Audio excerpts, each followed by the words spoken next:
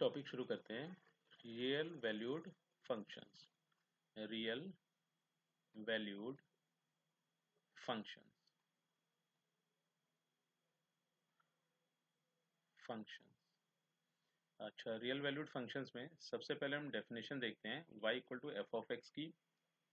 ठीक है, तो सबसे पहले हम डेफिनेशन देखेंगे।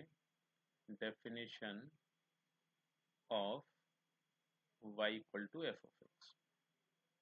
y equal to f of x. अच्छा, y equal to f of x इस डेफिनेशन को समझने के लिए हम रेफरेंस के लिए एक इक्वेशन उठा लेते हैं, y equal to x square.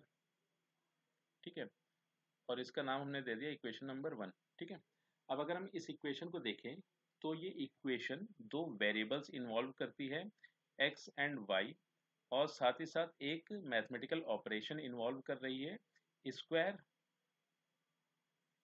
ठीक है, तो अब अगर हम यहाँ पर देखें y equal to x square को हम कुछ इस तरह से भी डिफाइन कर सकते हैं। इसको हम ऐसे बोल सकते हैं कि value of variable y depend कर रही है वैल्यू ऑफ वेरिएबल x पर by a mathematical rule square. ठीक है, इसको हम फिर से ऐसे समझ लेते हैं कि ये जो y की वैल्यू है ये डिपेंड कर रही है x की वैल्यू पर by a mathematical relation square. इसका सीधा सा मतलब ये है कि अगर हम x को कोई एक वैल्यू देते हैं तो x की इस वैल्यू का स्क्वायर होगा, और जो भी हमें रिजल्ट मिल रहा होगा वो सीधे सीधे y में चला जाएगा। ठीक है, यहां से हमें y इक्वल टू 1 मिल गया। अगर हम x को 2 पुट करते हैं तो सबसे पहले मैथमेटिकल ऑपरेशन की वजह से उसका स्क्वायर हुआ, रिजल्ट हमें 4 मिला, और y में ये वैल्यू 4 चली गई। फिर अगर हम देखें x को जैसे ही हमने -2 पुट किया उसका स्क्वायर हुआ, जो कि हमें 4 मिल गया, और ये वैल्यू 4 y इक्वल टू, मतलब ये जो वैल्यू 4 थी अल्टीमेटली y में चली गई। अब अगर हम देखें x को अगर हमने एक वैल्यू दी 3 तो उसका स्क्वायर हुआ और रिजल्ट हमारे पास आया 9। अब ये जो वैल्यू आई है 9 ये y में चली गई। ठीक है, तो ultimately y equal to f of x को समझने के लिए हमने एक रेफरेंस के लिए इक्वेशन उठाई थी, y is equal to x square, जहाँ पर दो variable x and y involve थे, साथ ही साथ एक मैथमेटिकल ऑपरेशन स्क्वायर था, और साथ ही साथ यहाँ से हमें एक डेफिनेशन ये मिल रही थी कि ये जो वेरिएबल y दिया गया है ये डिपेंड करता है वेरिएबल x पे, और साथ ही साथ एक मैथमेटिकल ऑपरेशन स्क्वायर पे।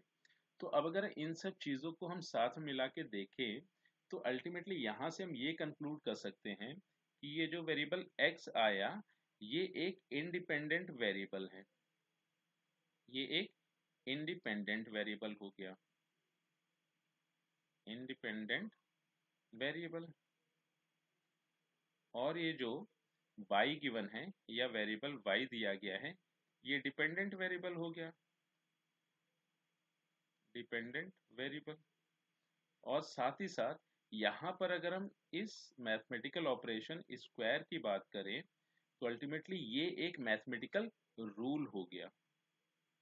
ये रूल कुछ इस तरह से डिफाइन किया गया है, या फिर यूँ कहें कि ये रूल कुछ इस तरह से हमें एक इन्फॉर्मेशन दे रहा है कि अगर हम कोई इनपुट दे रहे हैं तो रूल क्या करेगा, उस इनपुट का स्क्वायर करेगा और वो वैल्यू y में असाइन कर देगा।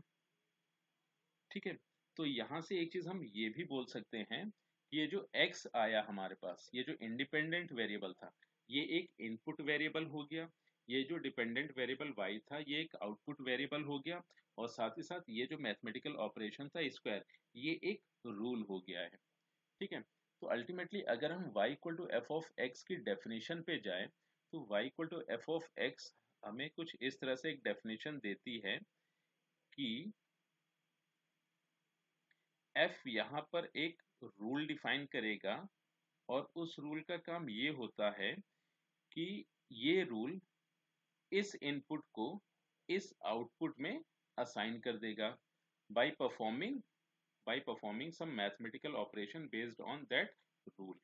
ठीक है, तो अल्टीमेटली जो f हमारे पास आया ये एक रूल की तरह यहाँ पर बिहेव कर रहा है, और इस रूल का मकसद केवल यही है कि ये इस इनपुट वैल्यू को एक प्रोसेसिंग के बाद इस आउटपुट वैल्यू में असाइन कर देगा। ठीक है, तो y equal to f of x, इसको हम ऐसे भी बोल सकते हैं, यहाँ पर f defines a rule f defines a rule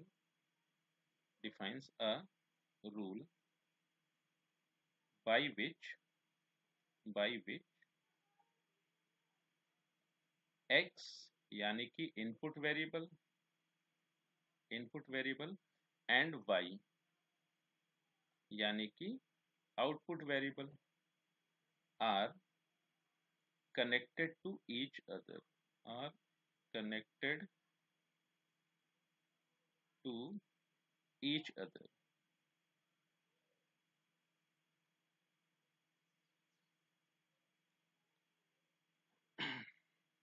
तो अल्टीमेटली ये हमारे पास डेफिनेशन थी y equal to f of x की।